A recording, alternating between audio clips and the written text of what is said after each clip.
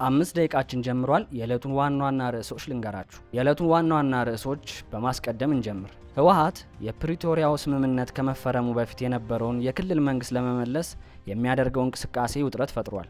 በጊዜያዊ አስተዳደሩ ላይ የሚደረግን ማንኛውንም አይነት የመፈንቅለ መንግስት ሙከራ ጄኔራል ታደሰ ወረደ በይፋ ኮነኑ። ኤርትራ ከአፍሪካና ከቻይና ጋር ያላትን ግንኙነት እያጠናከረች ነው። በአሜሪካና ኢራን ጦርነት ወቅት ዋሽንግተንን ያልደገፉ ሀገራት ላይ ጥብቅ እርምጃ እንደሚወሰድ ተገለጸ።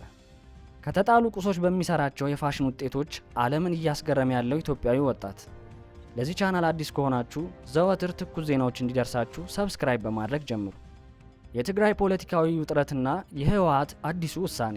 የህወሓት ማዕከላዊ ኮሚቴ በአክሱም ከተማ ባካሄደው ስብሰባ የፕሪቶሪያው የሰላም ስምምነት ከመፈረሙ በፊት የነበረውንና በፌዴራል መንግስቱ እውቅና ያልተሰጠውን የትግራይ ክልላዊ መንግስት በድጋሚ ማቋቋሙን ይፋ አድርጓል። ድርጅቱ ይህንን ውሳኔ ተከትሎ በክልሉ ስር ባሉ የዞንና የወረዳ መዋቅሮች ውስጥ የራሱን አመራሮች በከፍተኛ ሁኔታ በማሰማራት መዋቅራዊ ወረራ እያካሄደ እንደሚገኝ ተገልጿል። የህወሓት ሊቀመንበር ዶክተር ደብረጽዮን ገብረ ሚካኤልና ሌሎች ከፍተኛ አመራሮች በተገኙባቸው ስብሰባዎች ላይ የነባሩ መንግስት መመለስ አስፈላጊነት እየተሰበከ ሲሆን ይህ አካሄድ ክልሉን በጊዜያዊነት ከሚያስተዳድረው አካል ጋር ፊት ለፊት የሚያጋጭ ሆኗል። ተንታኞች እንደሚሉት ከሆነ ይህ የህወሓት እርምጃ የፕሪቶሪያውን ስምምነት አንድ እርምጃ ወደ ኋላ የሚመልስና ከፌዴራል መንግስቱ ጋር ያለውን ግንኙነት ወደ ከረረ ውጥረት የሚከት ነው። የሌተናል ጄኔራል ታደሰ ወረደ ጠንካራ ማስጠንቀቂያ። በትግራይ ክልል ጊዜያዊ አስተዳደር በፕሬዝዳንትነት እየመሩ ያሉት ሌተናል ጄኔራል ታደሰ ወረደ ህወሓት የጀመረውን የነባር መንግስት መልሳለው እንቅስቃሴ በይፋ ተቃውመዋል። ጄኔራሉ ለክልሉ ሚዲያዎች በሰጡት ሰፊ መግለጫ ድርጅቱ ውሳኔውን ሰከን ብሎ እንዲያጤነውና ክልሉን ወደ ሌላ ዙር ጦርነትና አለመረጋጋት እንዳይመራው አጥብቀው አሳስበዋል። በንግግራቸው ውስጥ እጅግ አነጋጋሪ የነበረው ነጥብ በጊዜያዊ አስተዳደሩ ላይ መፈንቅለ መንግስት ሙከራዎችን በተመለከተ የሰጡት ማስጠንቀቂያ ነው። መፈንቅለ መንግስት ለማድረግ እንዳታስቡት ሲሉ በጽኑ ያስጠነቀቁት ጄኔራሉ ስልጣናቸውን በጩኸት ወይም በቡድን ውሳኔ እንደማይለቁና የክልሉ የጸጥታ መዋቅር አሁንም በጊዜያዊ አስተዳደሩ ስር መሆኑን አስታውቀዋል። በተጨማሪም የክልሉ ሚዲያዎች በአንድ ወገን መጠለፋቸውንና መረጃዎች ተዛብተው እየቀረቡ መሆኑን ገልጸዋል። የኤርትራ ዲፕሎማሲያዊ ዘመቻና የቻይና ሚና። የኤርትራው ፕሬዝዳንት ኢሳያስ አፈወርቂ በአሁኑ ወቅት ሰፊ የዲፕሎማሲያዊ ግንኙነት ማጠናከር ስራ ላይ ተጠምደዋል።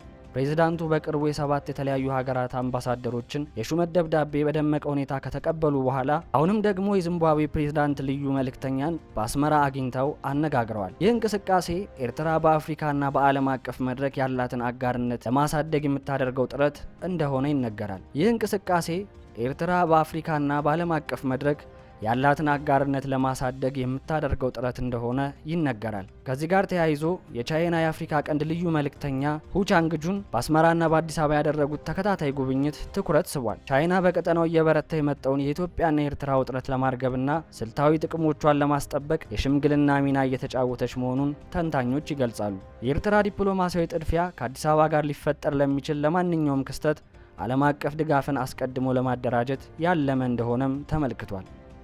ትራምፕ ጥቁር መዝገብና የዓለም ኢኮኖሚ ስጋት። በአሜሪካና በኢራን መካከል የተቀሰቀሰውን ጦርነት ተከትሎ የፕሬዝዳንት ዶናልድ ትራምፕ አስተዳደር ዋሽንግተንን ያልደገፉ ሀገራትን ዝርዝር የያዘ ጥቁር መዝገብ ማዘጋጀቱን ታውቋል። በተለይ እንደ ፈረንሳይ፣ እንግሊዝና ጀርመን ያሉ የኔቶ አባል ሀገራት ለአሜሪካ ጦር አውሮፕላኖች የአየር ክልላቸውን በመከልከላቸው በትራምፕ ዘንድ ከፍተኛ ቅሬታን ፈጥሯል። ይህ መዝገብ ከጦርነቱ በኋላ ለሚወሰዱ የኢኮኖሚና የፖለቲካ የበቀል እርምጃዎች እንደ ግብዓት እንደሚያገለግል ይገመታል። በሌላ በኩል የሆርሙዝ ሰርጥ በኢራን ቁጥጥር ስር መውደቁ የዓለምን የነዳጅ አቅርቦት 20 በመቶ በማስተጓጎሉ እንደ ኢትዮጵያ ባሉ በማደግ ላይ ያሉ ሀገራት የነዳጅና የግብርና ግብዓቶች ዋጋ በከፍተኛ ሁኔታ እንዲንር አድርጓል። ግጭቱ ካልቆመ የሸቀጦች ዋጋ እስከ 30 በመቶ ሊጨምር እንደሚችልም ስጋት አለ።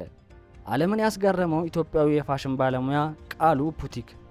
የመቀሌ ነዋሪ የሆነው ወጣቱ ቃሉ ፑቲክ ከተለመደው የፋሽን አሰራር ውጪ በሆኑ ጥበባዊ ስራዎቹ የዓለምን ማህበራዊ ሚዲያ እያነጋገረ ይገኛል። ወጣቱ ከተጣሉ የላስቲክ ከረጢቶች፣ ከተበጣጠሰ ቆዳ፣ ከጎማና ከማዳበሪያ የሚሰሯቸው የፋሽን አልባሳት በሚሊዮን የሚቆጠሩ ሰዎችን ቀልብ ስቧል። በአንድ ወር ውስጥ ብቻ ከ1.5 ሚሊዮን በላይ ተከታዮችን በኢንስታግራም እና በቲክቶክ ያፈራው ቃሉ እንደ ሲዛ ያሉ ታዋቂ ዓለም አቀፍ የኪነ ጥበብ ሰዎች ስራውን አጋርተውለታል። ወጣቱ ምንም ነገር ፋሽን ሊሆን ይችላል በሚል መሪ ቃል የሚያቀርባቸው ስራዎች እጅግ ውድ የሆነውን የዓለም የፋሽን ኢንዱስትሪ ገመና የገለጠና ትልቅ የፈጠራ ችሎታ የታየበት እንደሆነ ተነግሮለታል።